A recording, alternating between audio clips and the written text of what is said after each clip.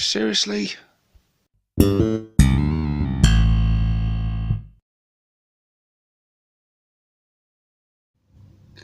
you guys, and welcome to another tactics video with me, 6+ Stevo. I've done a few of these now, covered a few different units, and it struck me today that unbelievably I haven't done a tactics video yet on the mainstay of any Ork army, the boys. So today I'm going to remedy that and talk about the boys. Where do I begin with them? There's so much to cover. There's a lot of ways you can use these guys. Let's begin with their stats. So the Ork Boy comes in at 6 points, and their stats are as follows. They have a 5-inch movement, weapon skill 3+, ballistic skill 5+, strength 4, toughness 4, 1 wound, 2 attacks, leadership 6, and a 6+ save. So those of you that have been playing Orks for a while now, in previous editions, will be really pleased that their strength, their baseline strength, has gone up. In previous editions, they were strength 3, toughness 4, and they used to get a special rule called Furious Charge. So on the turn they charged, they would get a +1 strength, making them strength 4 on the turn they charged. So it did make them very good when they charged. The fact now that we just have them strength 4 flat is so much better, and it makes sense. I mean, these are big hulking brutes, you know. They I mean, stats wise they're pretty good. I mean, the strength and toughness, they're equal to a Space Marine, which is not to be sniffed at for a 6-point model. They've got a very good weapon skill of 3+, so it makes, again, equal to Space Marines. Where they do fall down, however, is in their ballistic skill. Like virtually everything in the Ork army, they've got a ballistic skill 5+, so their shooting is a bit lackluster. They've got, you know, the guns you can equip them with are pretty good, but they just rarely hit. So yeah. And also the downsides of Ork Boys is their leadership of 6, but there are ways around that, which we will go into in a minute. And of course their save, the old t-shirt save, the 6+. It's crap, and it's almost useless. However, having said that, their 6+ save is much better, again, than it used to be in previous editions. With the old rules for weapons and the AP, you didn't get modifiers. For those of you that don't know, the AP would either pierce your armor completely or it wouldn't. The armor penetration system on weapons works a lot different now. Now you've just got modifiers. But where the benefit of that comes in is that they do actually get their save now. Like I said, in previous editions, virtually every weapon in the game was at least AP5 or AP6, meaning that even from small arms fire, they didn't get their save. The only time they ever would get their save that I remember would be like when you were in combat and you were just being attacked with normal close combat weapons that didn't have an armor penetration. That's one of the only situations where the Ork Boys would get their 6+ save, which was tough going, man. That was really tough going, because I mean, a 6+ save is, your chances of getting that are slim anyway, and the fact to be, you know, to rarely get the chance to even do that, it was brutal. So the Ork Boys have got a lot better in a lot of ways. I mean, they're stronger and their save has got better. So in previous editions, like, they'd get shot by bolters and they wouldn't get a save. Now the bolt gun doesn't have armor penetration. They still get their 6+ save. So yeah, that does help. And you know, when you're making a lot of saves, you know, if you're taking a lot of shots into a squad of boys and you're rolling a lot of saves, you're going to get a few saves in there, and every save you get is a bonus. So that does make them a lot better. So they're a bit more resilient and they're a bit stronger. So there's 2 plus points, and their points didn't go up at all. In fact, in a lot of ways, as we'll go into in a minute, their points actually came down a bit. They have the choice of 2 loadouts. You've got your slugger chopper boys, or you've got your shooter boys.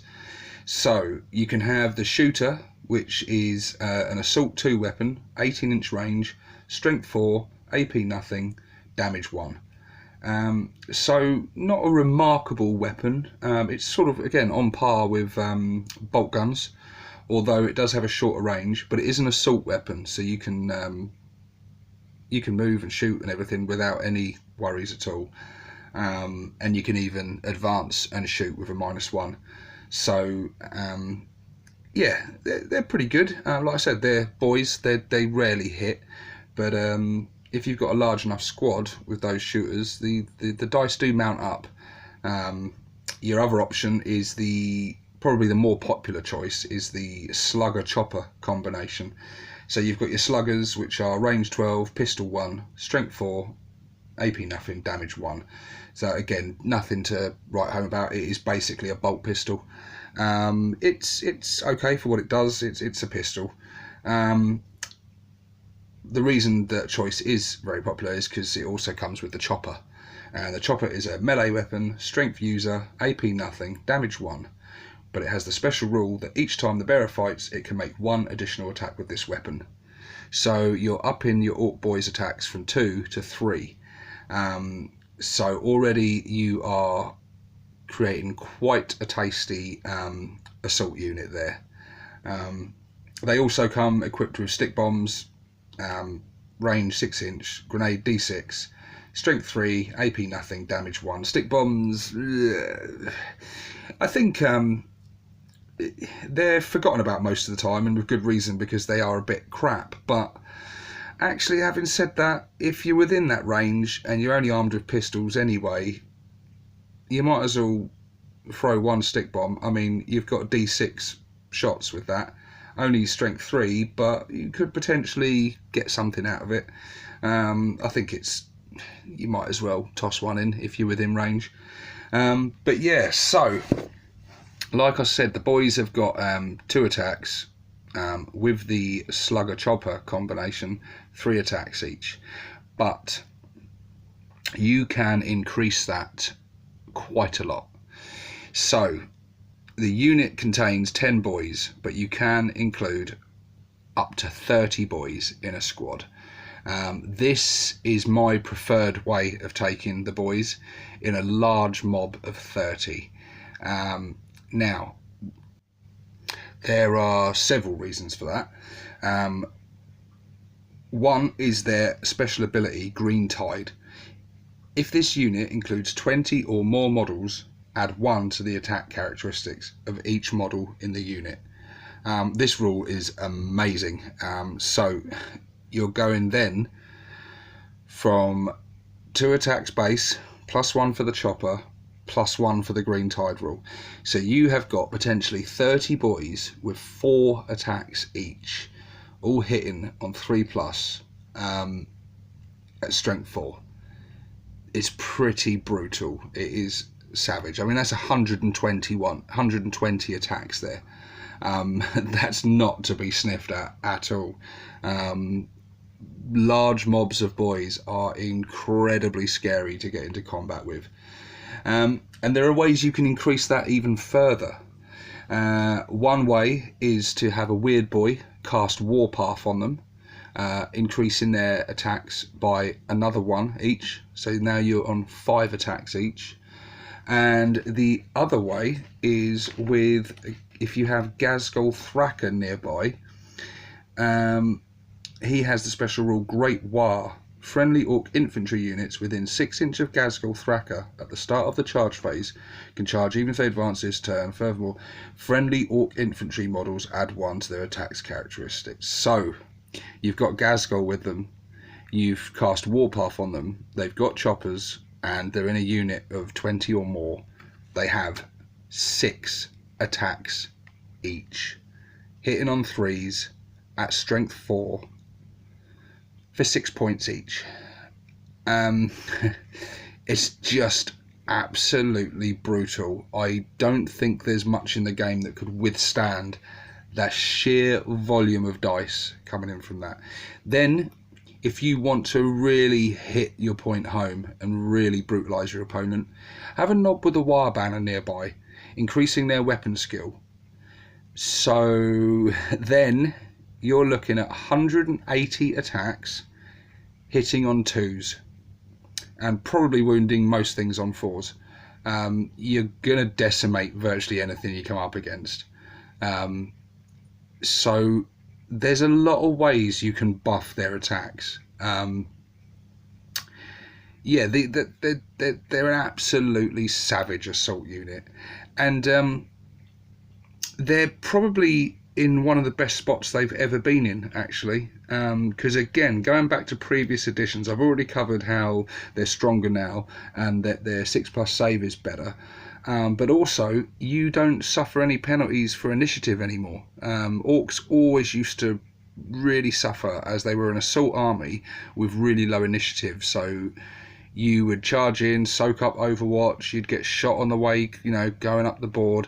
When you finally did get into combat and make that charge, you had to wait to absorb the punishment from your opponent before you got to attack.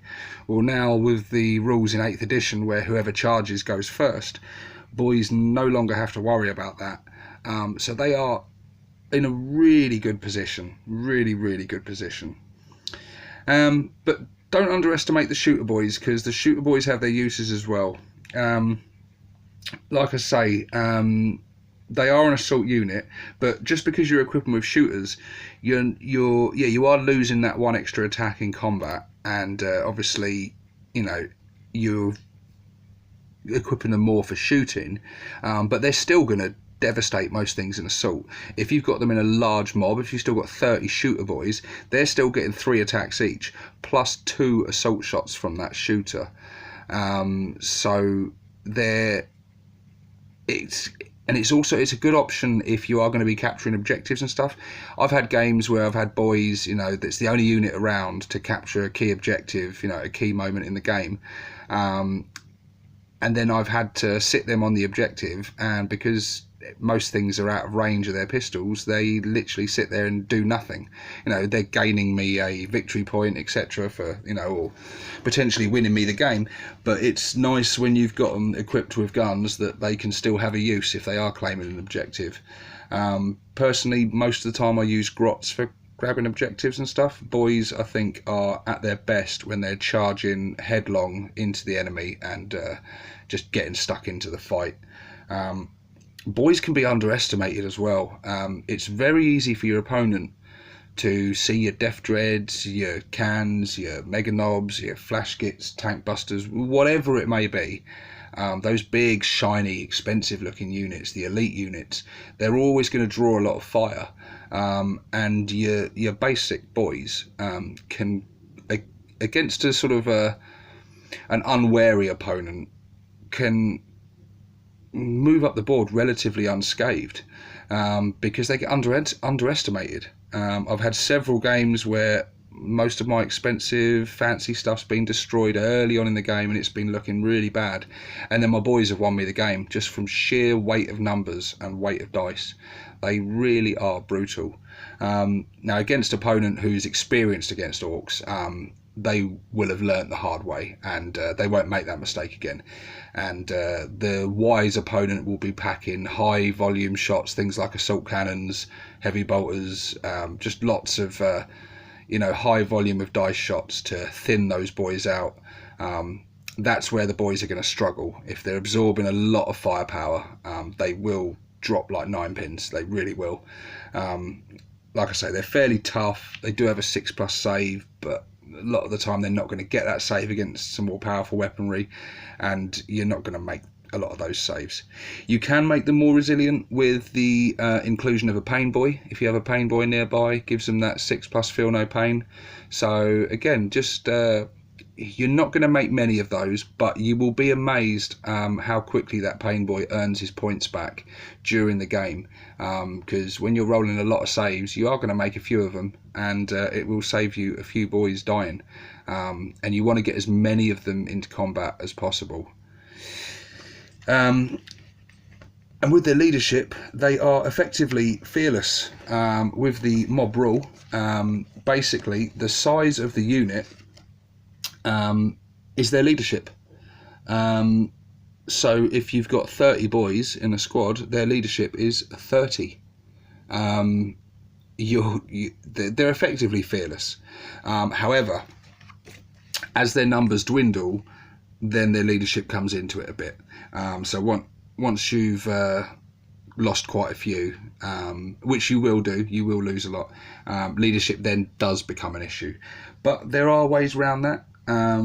If you keep a war boss nearby, he can get them back into line.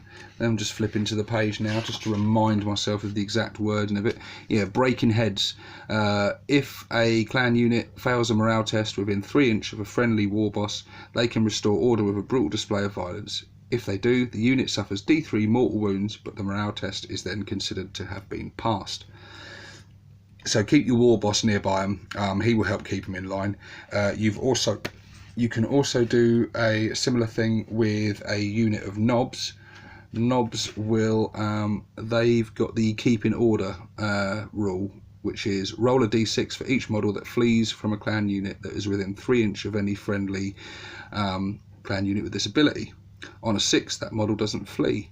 So again, that's quite nice. If you do fail a leadership test and you, let's say you fail it by 5 and 5 boys are going to run away, you roll 5 dice, any of them on a 6, the models don't run away. So there are ways to keep them in line. You can also offer them protection by having a big mech with a custom force field nearby. That gives them the 5+ invulnerable save from shooting attacks. So yeah, there's this unit really does benefit from a wide variety of buffs.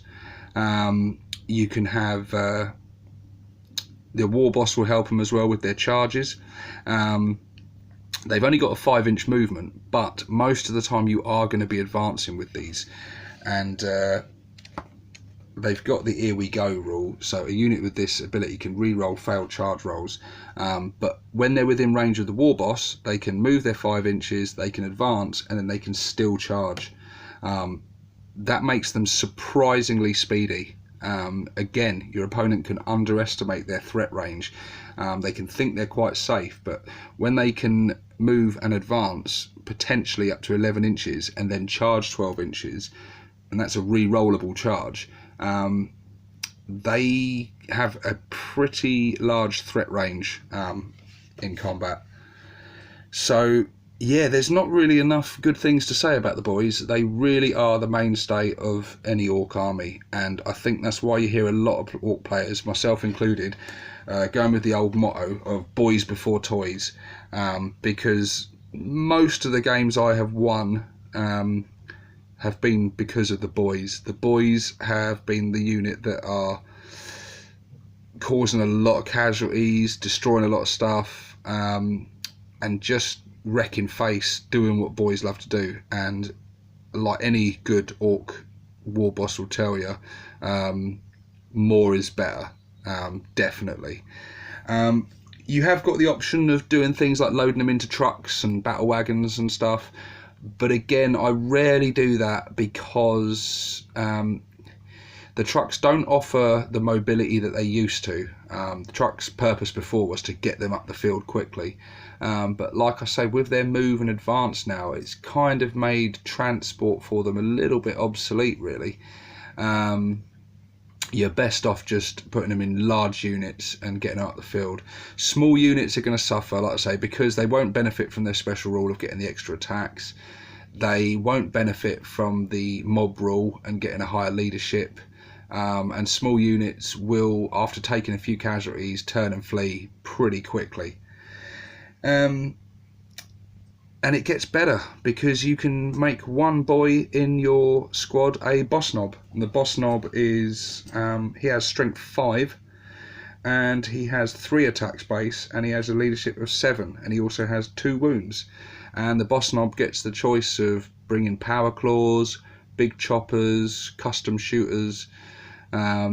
So, and they're your little surprise, your little gem in the pack. Yeah, you don't need me to tell you how good power claws are. And a boss knob in the squad is a must. There's other tricks you can do with them as well. You can use the Weird Boys to get units to mob up. So if 2 units have taken a bit of a pounding, you can mob them up together, create one big unit out of them. You can do that right at the beginning of the game, so as long as one unit holds 10 or less models and the other one holds 10 or more models, you can combine those 2 units together. So you can have a unit of 30 boys and a unit of 10 boys, and you can mob them up together and make a big unit of 40 boys that now includes 2 boss knobs with 2 power claws in there.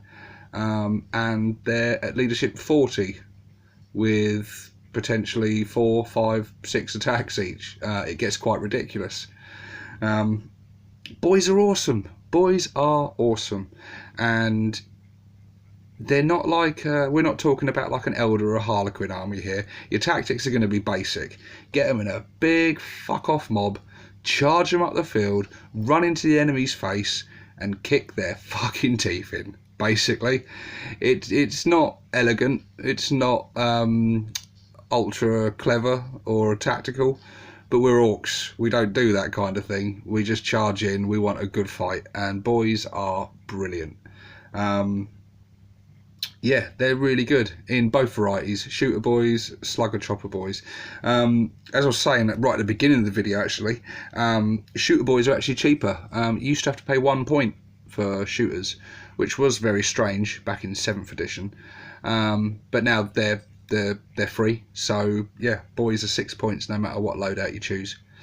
You can throw in some rocket launchers in there. For every 10 boys you can have a rocket launcher. Personally, I'd never do that because they're better off in the hands of tank busters. See my tank busters tactics video for more info on that. But you can throw in the big shooters. So now your shooter boys have got a range of 36, strength 5, 3 shots from the big shooters, and you can have up to 3 of them in a squad of 30, kicking out more DACA. My shooter mobs, I like to have them equipped, getting as many big shooters as I can, and I also equip my knobs with custom shooters, so I just really just give them as many shots as possible. But yeah, I've waffled on for a long time anyway. This has been less a tactics video and more just some gushing love for boys. But yeah, share your thoughts as always, guys. Share some of your tactics, some of your tricks, the way you like to use your boys, the loadouts you give them, and yeah, give the video a thumbs up and subscribe if you haven't already. Thanks for watching, guys. It means the world to me. This is 6+ Stevo, signing out.